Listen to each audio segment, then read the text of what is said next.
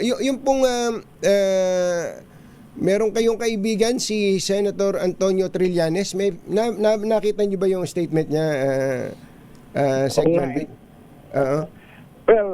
Well, hindi ko naman minamasama yun, pero sa tingin ko, kaya siya hindi binoto ng mga taga-Caloocan kasi wala siya experience sa administration, sa governance. Sabi siya sa Senate. Iba kasi yung governance diba? Kaya ng mga taga-Caloocan, nakita nila, wala pala doon, hindi kaya nito, hindi niya binoto.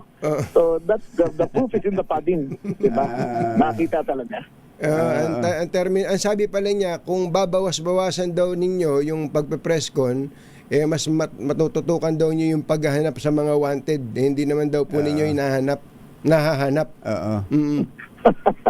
Yun ang problema sa yung tawag dito, spectator's point of view. Diba? Kung nasa loob siya, mas nakikita niya kung ano nangyayari.